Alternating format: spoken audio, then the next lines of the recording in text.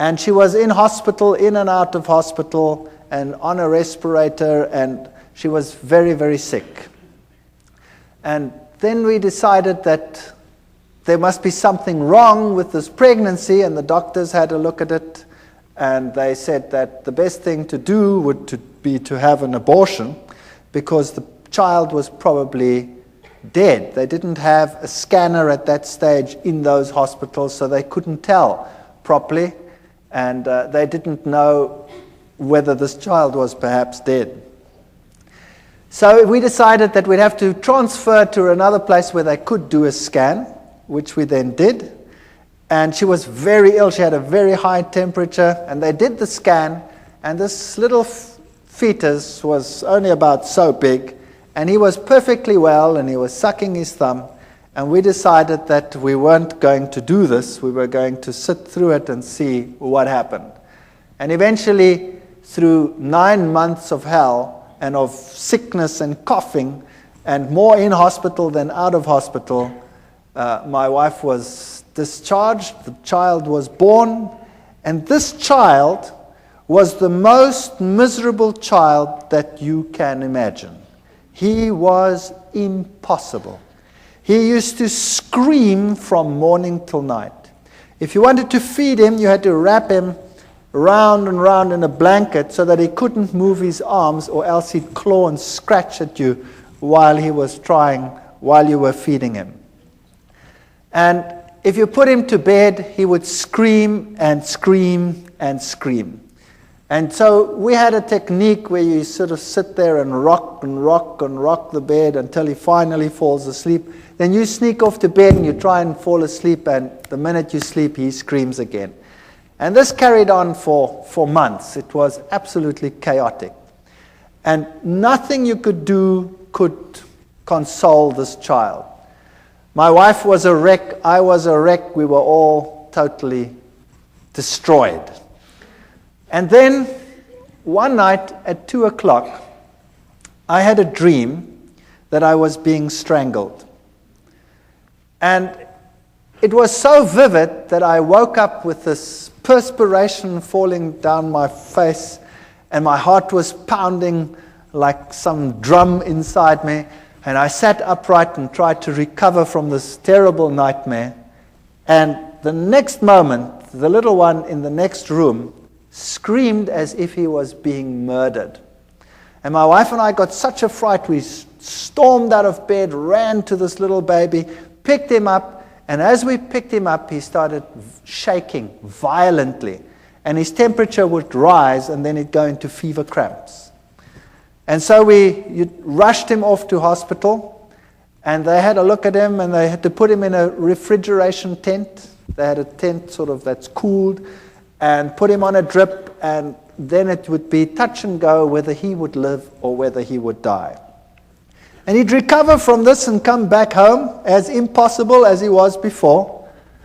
And it would go fine for about 2, 3, 4 weeks. I can't remember what the gap was in between. And then precisely 2 o'clock at night, exactly 2 o'clock, it was uncanny. We had a clock on our bed, and it was a display clock, so you could see exactly 1400 hours, and 2 o'clock, whatever it was, 2 o'clock in the morning, that's when I woke up, with this terrible feeling that I was being strangled. And I shook my wife and said, I've just had that terrible dream again. And then the little one would scream in the next room, and we'd run, and we'd pick him up, and the same thing would happen. It was so bad that we would think that we wouldn't make it to hospital, the child would die. There was nothing you could do. As soon as he started this screaming, his temperature would just rise.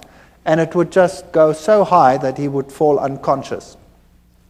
Eventually, they got to know us so well that the hospital had this place prepared for him whenever it was necessary. They didn't know what was the matter with him. They could never find out. On one occasion, the doctor said they have to do a lumbar puncture because there must be something wrong with his cerebrospinal fluid. Maybe he has some brain infection that is causing this. And I remember taking him to this hospital, and he was just a baby, And afterwards, he screamed so that my wife became quite hysterical. When the doctors came out, they said, this is incredible. There were 4 adults that had to hold this child down. He was less than a year old, and 4 adults had to hold him down because he was plucking them around. So this little chap was, if anything, definitely very much possessed. And you can rationalize it if it happens once, and you can rationalize it if it happens twice. But if it keeps on happening for weeks and months on end, that at precisely 2 o'clock you have an experience in one room, and then immediately thereafter there's a scream in another room, then the law of statistics tells you that no matter how atheistic you are and no matter how scientific you try and be about this issue, the 2 incidences are connected. And I was sitting in the hospital one day. My wife and I took turns to be with the little one, and he was in a very bad state. And it had happened for the umpteenth time. And there I was in the hospital, and I was marking papers. I remember it as if it were yesterday. I was marking. And all of a sudden, in this refrigeration tent, this child started shaking.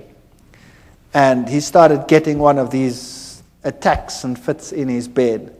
So I went and ran and called the nurse, and I picked him up, and he shook so that he tore the drips out. Now, this child had been on so many drips that they couldn't find the veins anymore on his arms or on his legs, so they had to put it into the veins here on the head. And he shook so that they tore out. Now I've got this child in this fit, and I've got this child with this thing torn out, and he tore the vein completely, so the blood was running down his face. And it was such a horrible sight that I went crazy. I couldn't handle this. And eventually he calmed down, and they put him back in the tent, and they got the drip back in, and he managed to survive the night. But that night I sat there and I said to myself, what can I do? There is no medical help. Nothing can help us. And the 2 incidences must be connected. Where do I find help for this situation?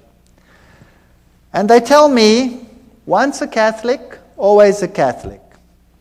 And as I was sitting there that night in that hospital, mulling over these things, the images of the Catholic Church and its power over demons, and the film The Exorcist was just in circuit.